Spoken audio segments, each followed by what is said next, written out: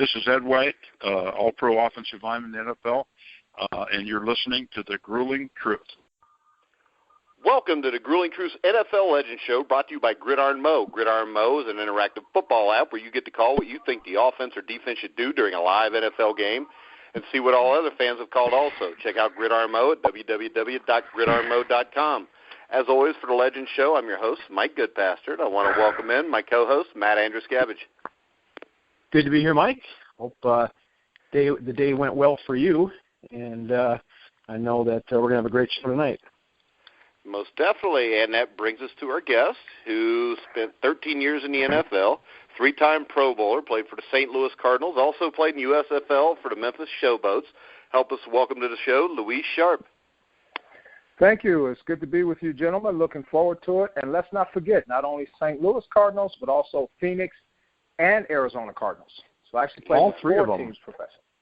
Yeah, so actually you played for three teams all in one. 3 teams all in one.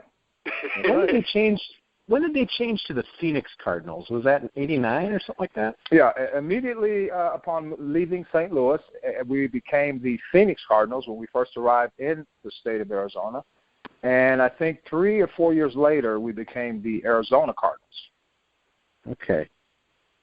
Yeah, I remember the brief stint of the Phoenix Cardinals. I can remember what year that was. Yeah, I just call them the Cardinals because I'm old, so it always comes out St. Louis Cardinals. Just like I always say to LA, or I always have to stop myself from saying the Los Angeles Rams. I guess I don't have to stop myself from doing that anymore, though. Right. But so, Luis, you were born in Cuba, moved to Detroit when you were 6 years old. What was your life like growing up, and when did you start playing football? Well, anytime you immigrate to a new country, everything is different, and there's a huge, transition is very difficult. Coming here, didn't speak one word of English, so had to pick up a new language, a new culture. And, one thing, kids can be very mean when you're different than they are.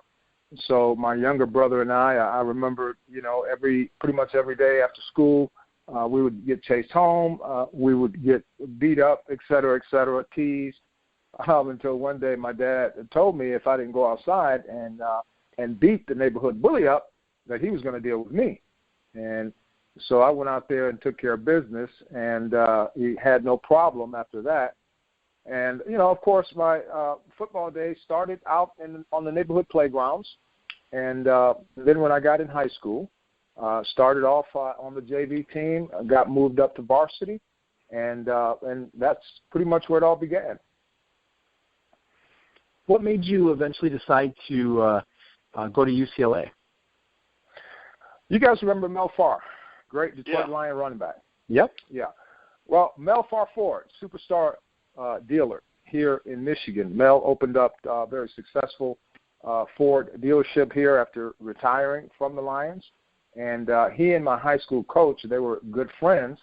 So I would work for Mel part-time during my high school years. And, of course, UCLA started recruiting me my senior year in high school. So there was a connection. UCLA was recruiting me, and I was working for a UCLA alumnus at his Ford dealership.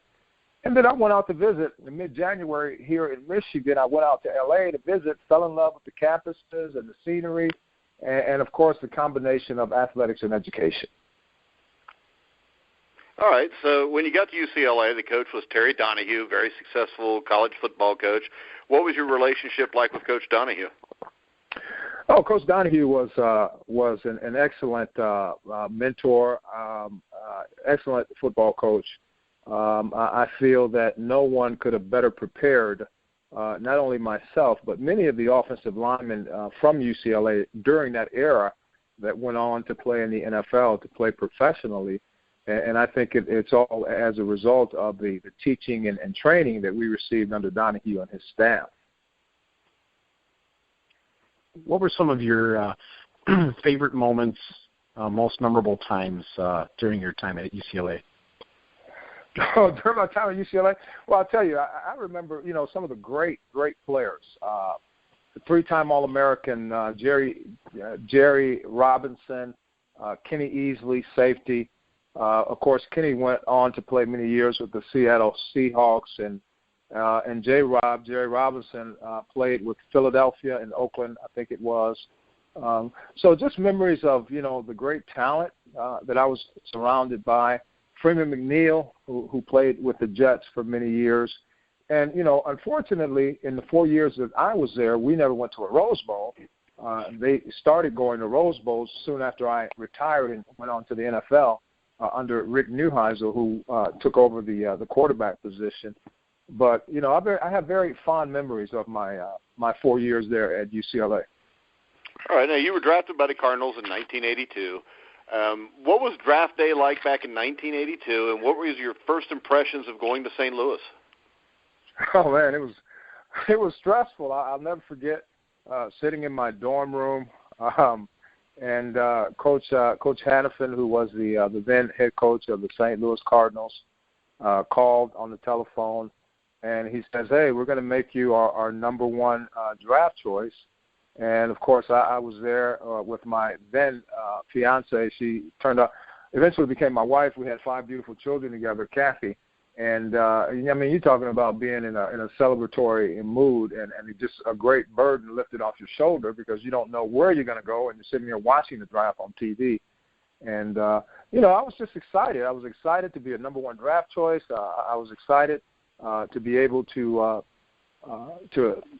have the wherewithal to provide many of the things that I dreamed of providing for my family. A great day, indeed. Well, tell us a little bit about your rookie season in '82. I know the Cardinals did go on to make the playoffs in the strike season, but was there anybody who kind of took you under their wing a little bit to help you make the adjustment? Who didn't make the playoff in that strike short season? Almost everyone did. San Francisco 49ers did not make the playoffs that's true. in the strike. Thank you, Mike. I appreciate that. Matt's a huge 49ers fan. I'd like to bring that up right now. One of the few years that they didn't make it. Yeah, they went, I think, 2-7 that year, didn't they, Matt? They were 3-6. 3-6. They were a missed field goal away on the last game to miss the playoff. Yeah, I think Detroit got in at 4-5 as the number 8 seed. Yeah. Wow. Well, we all know that was a great I can't pronounce it. Anomaly. Because they went on to great success. But yeah, absolutely. I never forget. Soon after coming to St. Louis, they flew me in. For the press conference, being the number one draft choice, and I never forget walking into the training room, and there is sitting, getting his ankles taped, Jim Hart. This is a guy that I grew up watching on TV. Dan Dierdorf was there, and I was under his tutelage, and of course Jim Hannafin, who I believe is inarguably the greatest offensive line coach in the NFL. So, I was blessed to have great mentors my rookie year in St. Louis, and probably the reason why I played as long as I did and was fortunate enough to represent my peers in the Pro Bowl, the 3 Pro Bowl games that I played in. All right, so you talked about Jim Hannafin a little bit, great coach. Can you talk a little bit about the impact he had on your career? I never forget, I think it was my first preseason game as a rookie. We were playing the Chiefs at Arrowhead Stadium, and they had this dude, and he was bad. His name was Mike Bell. I don't know if you guys remember Mike Bell. Yeah. Mm-hmm. Mike Bell and Art Still, the 2 defensive ends, probably 2 of the best combination defensive ends in the NFL at that time. And Tootie Robbins and I, we were rookie tackles with the Cardinals in 1982. And, man, you talk about getting our lunch ate by Bell and Still. They took it to Tootie and I. And I'll never forget, in the locker room after the game, I was like, man, is this really what I signed up for? Can I really make it at this level? This guy, Mike Bell, must have beat me for 3 sacks, and like one half, because we only played half the game in the first preseason game. And I'll never forget, Jim Hannafin came up to me and gave me a big hug and looked me in the eye and said, it's okay. It's okay. This happens. This is part of learning. You're going to be okay. You're going to play in this league a long time. I just want you to go back to St. Louis, get your rest, be ready for practice on Tuesday or whatever it was that we had to return, and we're going to continue to work. We're going to continue to get better, and you're going to get over this. Boy, did I ever need that.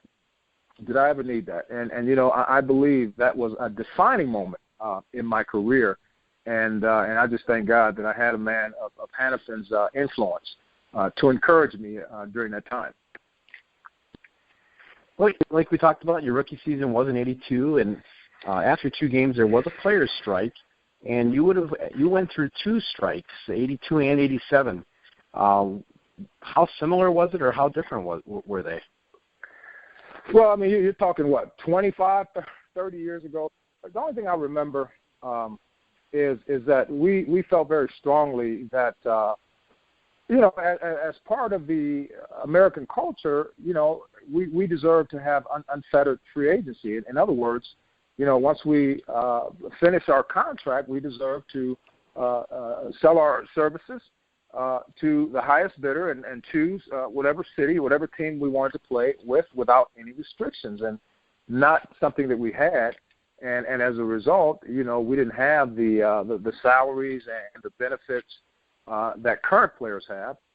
So, we didn't necessarily enjoy, they have free agency now in the league, and we didn't enjoy it, but we certainly put in the work and did the things necessary so the current players can enjoy what they have now. All right, now, 1984-85, you jumped to USFL and the Memphis Showboats. What led you to make that decision? Well, we were at an impasse contractually with the Cardinals. I'll never forget Marvin Dimoff was my agent at the time, and of course the upstart, I want to say arena, but the upstart USFL was in place, and the Memphis Showboats needed an offensive tackle. So Marvin, my agent, negotiated a nice deal with the Showboats. And, of course, the ideal was eventually returning to the NFL, but just, trying to have some leverage under the old right of first refusal contract that the NFL had players under that time where you really had no ability to negotiate with other teams. We know that the great Reggie White was one of your teammates from Memphis Showboats. You want to tell us a little bit about what it was like to be around him, and then also Big Dog. What it was like Big Dog. being in the USFL. Yeah, we call him Big Dog. Loved him to death. He and his wife Sarah were very hospitable, very loving people. And Reggie, you guys know he was a man of God. He was a Christian. He would always minister to me. Of course, I wasn't ready at the time to listen to what Reggie had to say, but certainly he planted some seeds in my heart, and I thank God that today he is my brother in Christ, and I know that he's in a better place today, and that we have an opportunity to spend eternity together. God, Reggie White, rest in peace. God bless his soul. I know he's looking down and he's smiling on me today. What up, Big Dog? Now, talk a little bit about the level of play in the USFL compared to the NFL. Plus, you were in Memphis, which was one of the places that drew really well. Talk about the atmosphere in Memphis, and just give us a little bit of insight of what it was like to play in the USFL as compared to the NFL. Well, obviously the talent level was not comparable to the NFL, but it was a fun game. It was we had a lot of players out there that gave their all. The fans loved the sport. We had one of the, how do I call it, one of the brightest coaches, Pepper Rogers from UCLA, former UCLA coach. And he was a lot of fun to play with and get to know. I had excellent teammates, and I enjoyed the brand of football that we put out there for the Memphis fans. Well, in 1986, you returned to the Cardinals. Were you happy to be back in the NFL and back in St. Louis? Oh yeah, of course. Who doesn't want to play in the NFL? And we were able to work out the contract situation, and I was able to come back to the NFL, and glad to have returned back with the St. Louis Cardinals. All right. So, what were your thoughts when it was announced that the Cardinals were moving to St. Louis?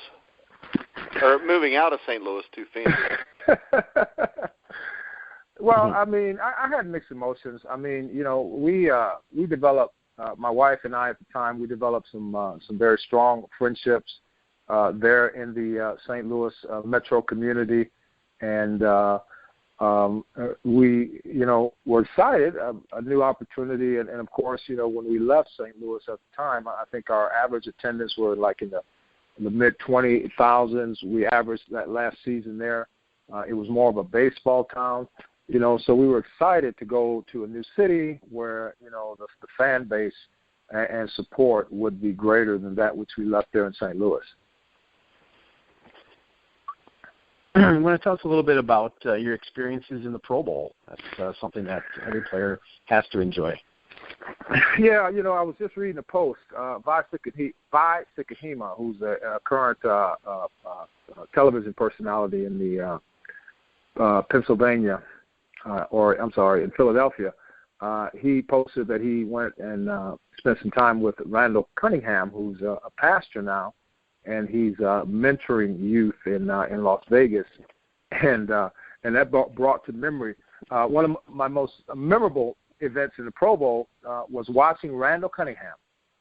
We were playing, I forget what year it was, and we were playing, and Randall was in the pocket, and he got rushed out of the pocket, and I remember just watching him gallop, and just looked like a racehorse. You know what I'm saying? And I couldn't help but just stop and with amazement and just watch him do his thing. And probably one of my most memorable memories from the Pro Bowl. Of course, got to play with Joe Montana, Jerry Rice, Mike Singletary, Reggie White, some of the greatest players in NFL history. I had the privilege of having played with in those 3 years that I made the Pro Bowl squad. All right, now your career ended about as bad as anybody's could. Bad knee injury to force to end your career, basically. Can you tell us about that game, that play, and what you remember? Well, yeah, it was a knee injury, medial cruciate ligament tear, and that pretty much ended my career. I mean, I had opportunities to rehab the knee and come back and play for another team. However, I was older. That was my 13th season, and my skill level was on the downturn, and I just didn't feel that I could perform at the level I was accustomed to performing. So I decided to not play again. Your career definitely had some twists and turns. Is there anything that you regret about your career? Well, yeah, it's interesting. The guest last night, I forget his name. What's his name? Mike Stensrud. Yeah, Mike Stensrud. I listened to about a quarter, of his interview. You guys did a great job interviewing him and listening to him last night. And he was talking about, under Bum Phillips there with the Houston Oilers, the privileged position they as players had. They rarely paid for their meals. He talked about Earl Campbell and one time a bunch of high rollers in a restaurant gave Earl their Rolex watch just so they could sit at dinner with them, and that reminded me of how, therein lies a significant problem for former NFL players in the transition into the regular world, and how that kind of artificially nurtured air of invincibility and sense of entitlement that we have because we're so revered and so venerated by the fans and the news media. And, once the bright lights and the fame ends, the transition is extremely difficult for many.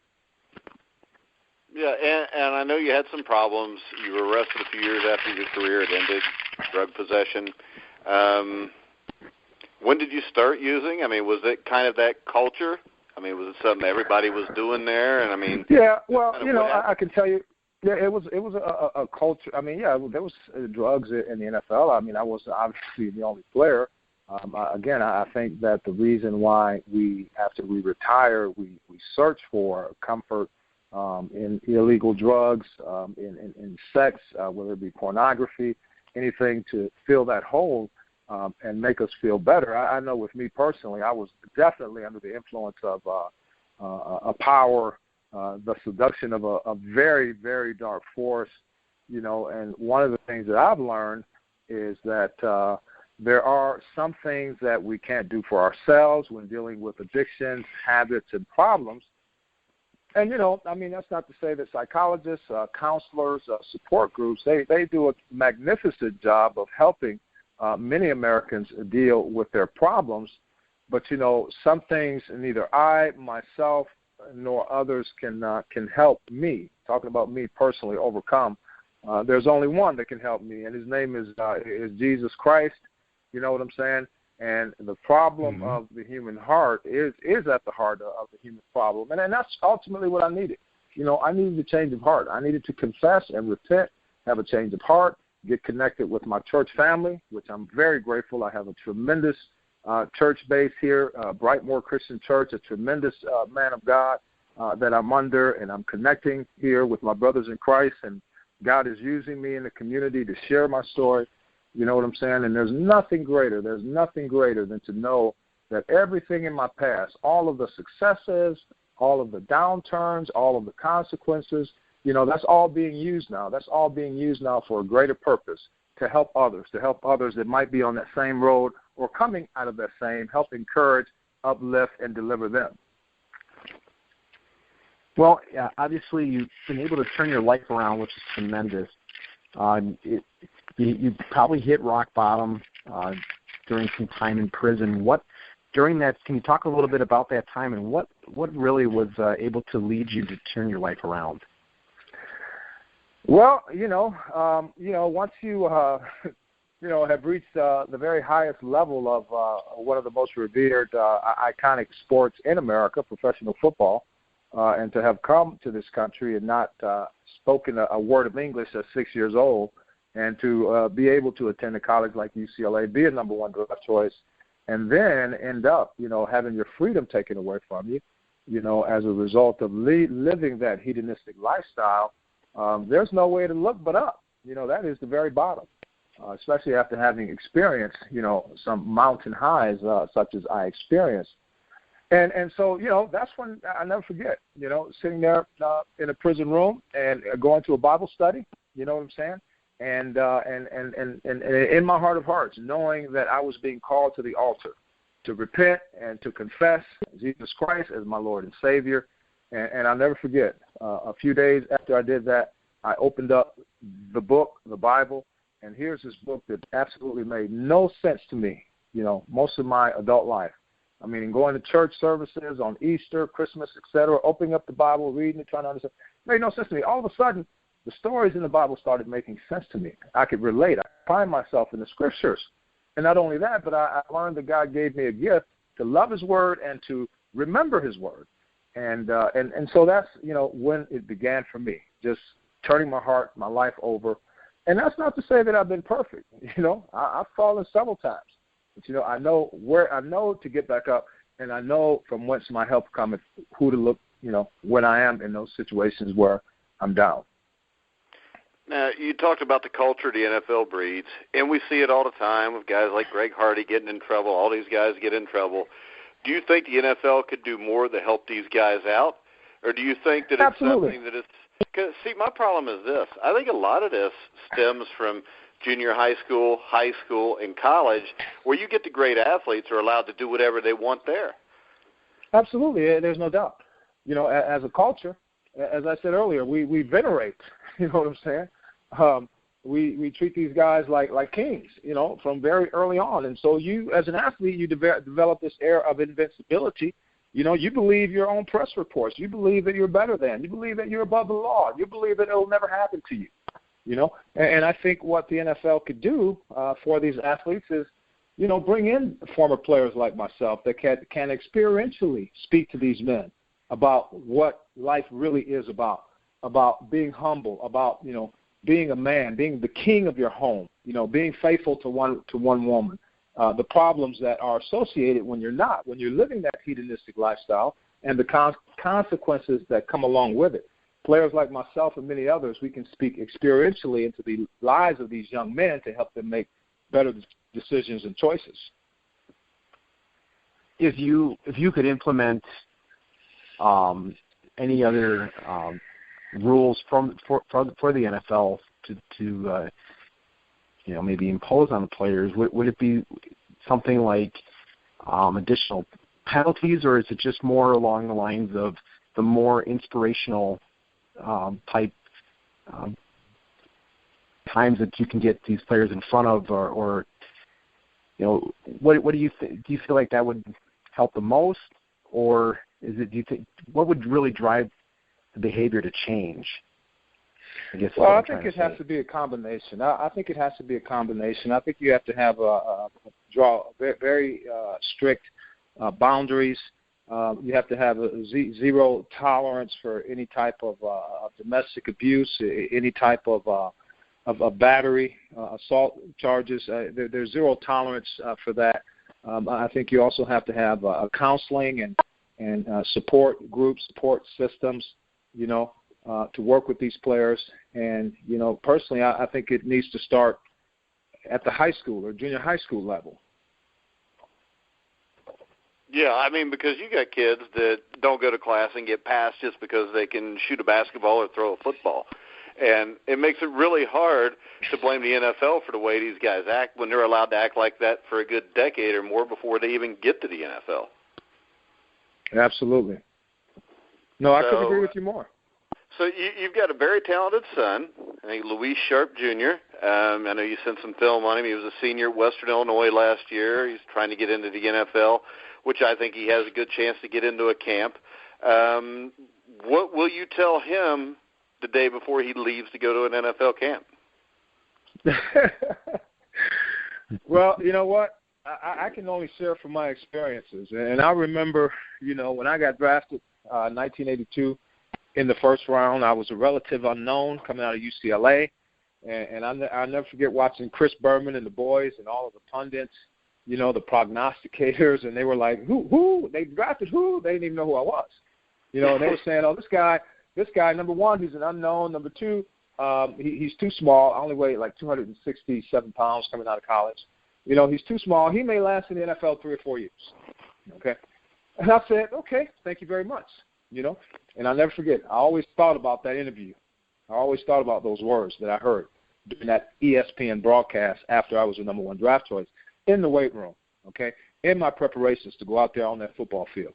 I always remember that. And I use that as a catalyst to make an NFL roster and also to play at the highest level, which I was blessed enough to have played. And so I would just share with my son, always believe in yourself, no matter what it is that you start, even if you don't get drafted. If you go as a free agent, prepare yourself, believe in yourself, okay, and go out there and prove your worth.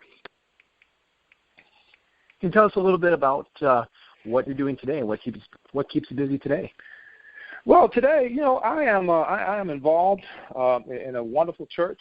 It's called Brightmoor Christian Church, right at M5 and 13 Mile Road under Pastor Jamie Keels. And this is I'm really fortunate to be under the pastoral authority of such a wonderful man of God. I'm accountable to the men there, the brothers in Christ there at the church. And I've even met a wonderful woman of God that loves God with all her heart and soul. And at my age, fellas, you no longer date for fun. You find someone and you date for purpose. And just being used in the community, just continuing to sow seeds from my experiences into the lives of the youth here in the Metro Detroit community, and just trying to make an impact, for change, an impact for positive with the youth here in the Metro Detroit area. All right, Luis, we're almost out of time, but I want to thank you for coming in again. And I think I've said it on here before, talking to guys, it's just you don't judge a man by his shortcomings. You judge a man by what he does to overcome them. And I think when you judge somebody like that, I think you're definitely on the right track. Well, thank you very much, fellas. It's been my pleasure to speak with you tonight. And I just want to stay on the right track. And that's why I need to connect with like-minded people and ask, the prayers of people out there that are listening. Continue to pray for me. And again, it's been a pleasure speaking with you, gentlemen. All right, Matt. Well, Luis, I want to second what Mike says. I'm very honored that you're able to join us tonight. It was really great to hear your story. I had some things that were similar in my youth and was able to get them turned around in a similar way as you. And I really appreciate hearing your story. And I'm glad that you were able to get your life turned around and all the great things you're doing today. Well, that's wonderful, Matt, and thank you for sharing that, bro. And let me just say that the only way we keep what we have, we got to give it away to others. That's right. Most definitely. Luis, we'd love to have you back on the show in the future, too, if you're interested. Absolutely. Listen, I'm going to be listening. You guys are going to, well, I don't want to let the cat out the bag, but a very prominent quarterback from our younger days is going to be on. And, I think I shared with you guys when we were on the high school playgrounds as kids, I used to be that quarterback. So I'm excited to listen to that show.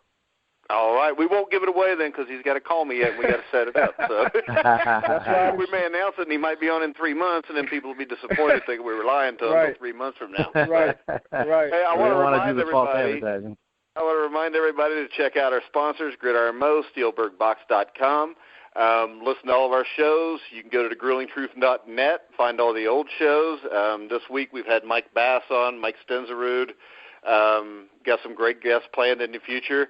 Also check out Sports World with myself and Aaron Zetnick tomorrow night. It'll be up around 9 o'clock. You can catch us on iTunes, Spreaker, Stitcher. Am I missing anything there, Matt? That covers a lot of it. There's also YouTube and on the Facebook page. Yeah, you can find us on YouTube. And also make sure you check us out on Twitter @GruelingTruth. So, for Matt Andruscavage, for Luis Sharpe, Matt Andruscavage, I'm Mike Goodpaster. You've been listening to The Grueling Truth, where the legends speak.